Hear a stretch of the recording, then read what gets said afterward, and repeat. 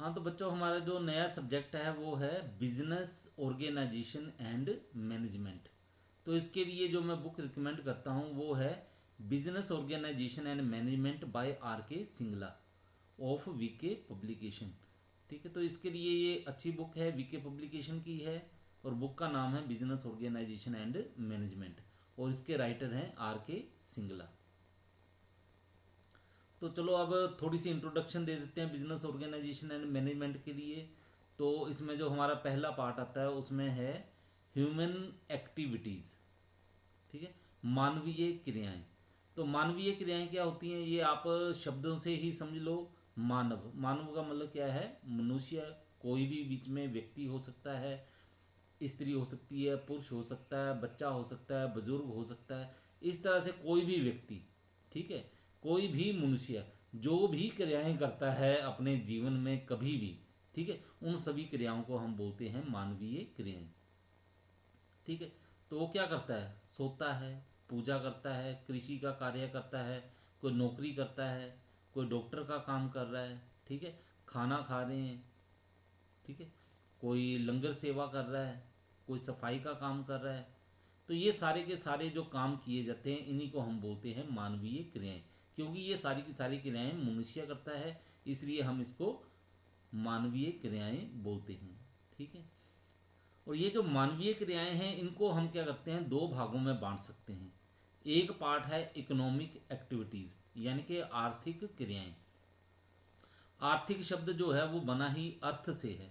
तो अर्थ का मतलब होता है धन। तो इससे सीधा सा हम अर्थ निकाल सकते हैं कि ये वो सारी की सारी क्रियाएं हैं जो कि धन के साथ संबंधित हैं। इनका उद्देश्य क्या होता है, इनका उद्देश्य धन कमाना होता है, आर्थिक क्रियाओं का। ठीक है, धन कमा के क्या करते हैं, ये अपने परिवार का पालन पोषण करना होता है। ठीक है, अपना रहन सहन जो है उसको ठीक बनाना होता है। तो जितनी भी क्रियाएं जो है वो धन कमाने के लिए की जाती हैं उनको हम कहते हैं आर्थिक क्रियाएं।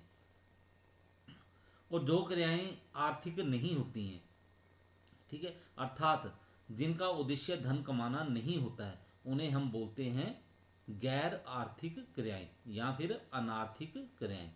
तो अब ये जो आर्थिक क्रियाएं हैं धन कमाने के साथ संबंधित, इनको भी हम आगे तीन पार्ट्स में बांट सकते हैं, तीन भागों में बांटा जा सकता है। एक है बिजनेस, और दूसरा प्रोफेशन, और तीसरा है एम्प्लॉयमेंट। तो बिजनेस यानी कि व्यवसाय। तो व्यवसाय में क्या देखा जाता है, व्यवसाय में देखा जाता है कि वस्तुओं का उत्पादन करना है, उनकी बिक्री करनी है, या फिर वस्तुओं का क्रय विक्रय करना है। ठीक है, और इसमें सिर्फ वस्तुएं नहीं आती हैं, इसमें सेवाएं भी आती हैं। यानी कि वस्तुओं और सेवाओं का क्रय विक्रय करके लाभ कमाना। ठीक है, इसी को हम कहेंगे बिजनेस। यानी कि ये क्रियाएं कौन सी हैं, बिजनेस में कौन कौन सी क्रियाएं आती हैं, इसमें आती हैं वस्तुओं एवं सेवाओं का क्रय विक्रय करके लाभ अर्जित करना। और इसमें जैसे हम एग्जांपल ले सकते हैं, एक कपड़े की दुकान है। ठीक है, कपड़े की दुकान में क्या किया जाता है, कपड़े का व्यापारी पहले क्या करता है, कपड़ा खरीदता है, कपड़े का क्रय करता है, और उसको बाद में विक्रय कर देता है, उसको बेच देता है और लाभ कमाता है। तो इसका मतलब वो क्या कर रहा है, वो कर रहा है बिजनेस। और इसके बाद दूसरा आता है हमारे पास प्रोफेशन, पेशा। पेशे में क्या होता है, एक व्यक्ति जो होता है उसके पास एक विशेष ज्ञान होता है, वो अपने विशेष ज्ञान के आधार पर अपनी सेवाओं को प्रदान करता है, और बदले में वो क्या करता है, वो फीस प्राप्त करता है। ठीक है, इसको हम बोलते हैं पेशा। तो पेशे में कैसे है, जैसे एक डॉक्टर है, वकील है। ठीक है, तो ये क्या करते हैं, डॉक्टर वकील अपने, इनके पास एक विशेष ज्ञान है, अपने विशेष ज्ञान का इस्तेमाल करके अपनी सेवाएं देते हैं, और बदले में क्या करते हैं, ये फीस प्राप्त करते हैं। तो ये याद रखना है, बिजनेस में क्या होता है, लाभ प्राप्त किया जाता है, और पेशे में फीस प्राप्त की जाती है। और तीसरा है हमारे पास एम्प्लॉयमेंट, यानी कि रोजगार। रोजगार में क्या होता है, एक व्यक्ति दूसरे व्यक्ति के साथ कॉन्ट्रैक्ट करके, अनुबंध करके, या किसी समझौते के अंतर्गत, ठीक है, अपनी सेवाएं प्रदान करता है, और बदले में मजदूरी या फिर पारिश्रमिक प्राप्त करता है। ठीक है, मजदूरी भी बोल देते हैं, वेतन भी बोल देते हैं, पारिश्रमिक भी बोल दिया जाता है इसको। लेकिन थोड़ा सा इनमें फ़र्क होता है, पारिश्रमिक जो होता है उसमें मजदूरी और वेतन दोनों चीज़ें शामिल की जाती हैं।